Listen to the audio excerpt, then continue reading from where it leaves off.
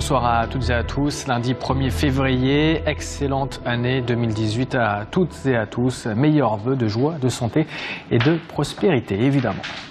À la une de l'actualité, donc, cette information, 2 policiers, dont une femme, ont été blessés lors d'échauffourées à Champigny-sur-Marne, en banlieue parisienne, lors de la nuit du Nouvel An. L'un a eu le nez fracturé, une autre souffre de commotion au visage après avoir reçu des coups violents. 2 personnes ont été interpellées et placées en garde à vue.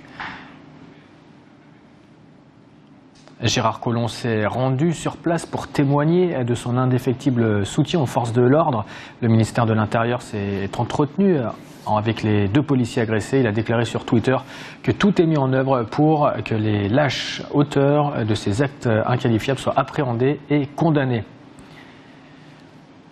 Un peu plus tôt dans la journée, le président Emmanuel Macron a lui aussi réagi sur Twitter pour condamner ces incidents. Les coupables du lynchage lâche et criminel des policiers faisant leur devoir une nuit de 31 décembre seront retrouvés et punis. Force restera à la loi, honneur à la police et soutien total aux agents bassement agressés. Denis Jacob, secrétaire général du syndicat Alternative Police CFDT, était avec nous en direct sur RT France en début de soirée. Je vous propose de l'écouter. Nos 2 collègues sont intervenus sur une rixe par rapport à des individus qui voulaient s'infiltrer dans une soirée privée. Ils ont été pris à partie, violemment agressés, tabassés, mis au sol à coups de pied. 2 individus ont été interpellés au moment où je vous parle. Aujourd'hui, je ne sais pas si ce sont véritablement les mises en cause. L'enquête est déjà en cours et elle établira par la suite s'il y a d'autres responsabilités. 2 personnes interpellées donc et 2 policiers qui se rendaient à Champigny alors qu'un attroupement venait de s'y former.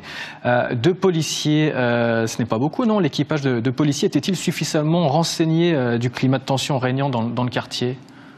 Alors il faut savoir que des opérations d'intervention dans le cadre de la sécurisation de la Saint-Sylvestre étaient mises en place partout en France, mais il est vrai que nos collègues interviennent par binôme, ce qu'on appelle les primo-intervenants, et c'est ce qui s'est passé à Champigny-sur-Marne. Ce sont 2 collègues, un officier et un gardien de la paix qui sont intervenus.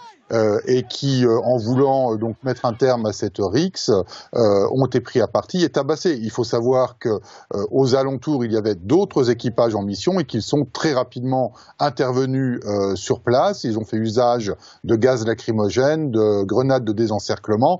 Mais il est vrai qu'il se pose à nouveau la question que nous posons depuis plusieurs années, de l'efficience d'un effectif à 2 équipages, à 2 personnes, pardon. Nous disons depuis le début qu'il faut qu'il tourne au moins à 3 ou à 4, 2 personnes, 2 policiers, qui plus est la nuit pour une patrouille, ce n'est pas suffisant. Près de 140 000 policiers, pompiers, gendarmes et militaires à mobiliser pour assurer la sécurité au Nouvel An.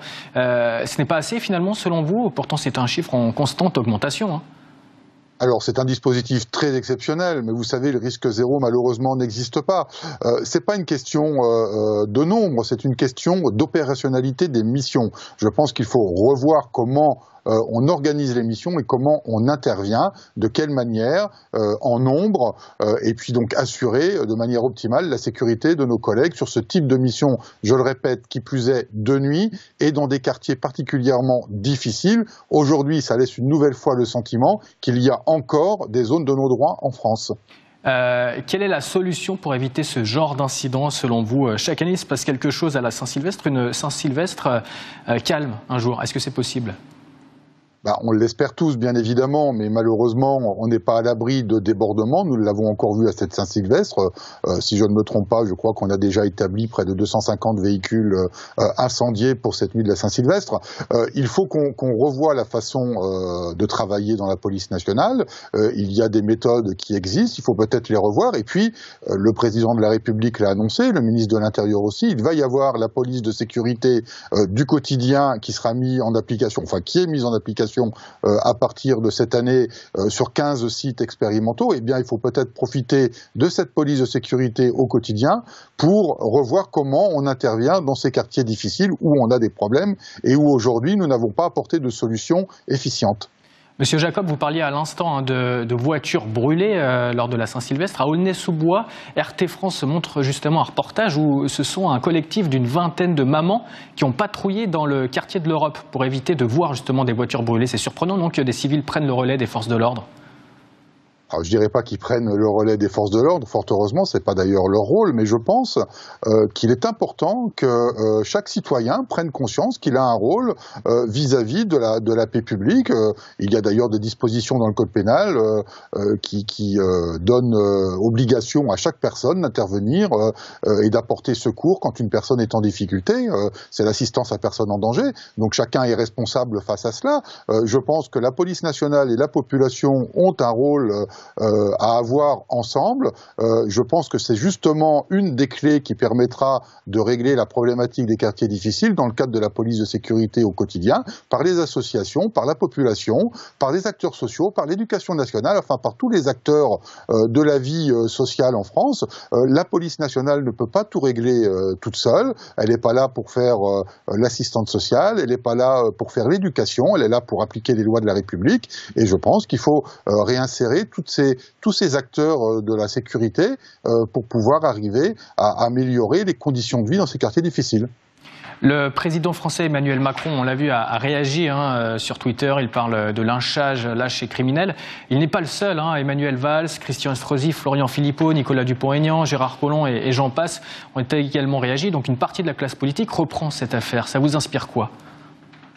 Écoutez, moi je dis la même chose, il suffit de regarder la vidéo, c'est un déferlement bestial. On peut pas considérer que ce sont des êtres humains qui se sont comportés comme ça. Quand on voit notre collègue féminine au sol se faire rouer de coups, quand on entend des individus allumer le feu, qu'est-ce qu'on veut ? On veut la mort de policiers, on ne veut rien d'autre. Donc moi, ce n'est pas choquant que les hommes politiques en parlent. Ce que je ne souhaite pas, c'est que ça fasse l'objet d'une récupération politique pour opposer les uns aux autres. Il faut qu'il y ait une véritable prise de conscience de ce qui s'est passé une fois de plus, une fois de trop, pour qu'on prenne les mesures nécessaires à la hauteur de ce que l'on rencontre au quotidien sur le terrain par nos collègues. Ils n'en peuvent plus. Ça fait 3 ans qu'ils sont sur le pont avec malheureusement des risques d'attentats, les drames qui sont survenus. Les policiers sont à saturation. Il faut qu'on apporte des solutions juridiques et matérielles. Oui. Justement, Monsieur Jacob, une question par rapport aux solutions dont vous parlez. Le syndicat Alliance demande le retour des peines planchées. Quelle est votre position ? Écoutez, je suis un ancien du syndicat Alliance, donc je connais très bien les positions de ce syndicat. Bon, je pense que le toujours plus ne règle rien. Si on a des mesures de répression, de sanctions qui sont appliquées par la justice, oui, mais jusqu'à présent, ça n'a pas démontré l'efficacité. Donc je pense qu'avant toute chose, il faut donner les moyens aux policiers, il faut repenser les missions de la police nationale, il faut réformer les structures de la police nationale. Il y a des réformes qui sont en cours. Si les peines planchées peuvent potentiellement apporter un plus dans le travail des policiers, pourquoi pas, mais encore faut-il que ce soit appliqué par la justice, et le passé a démontré que ce n'était pas le cas et que ça n'avait pas été efficace. Donc je veux dire, les recettes du passé, tout le monde en parle, mais elles n'ont jamais été au goût du jour et elles ne sont jamais revenues sur le devant de la scène comme une mesure phare d'efficacité dans la police nationale notamment.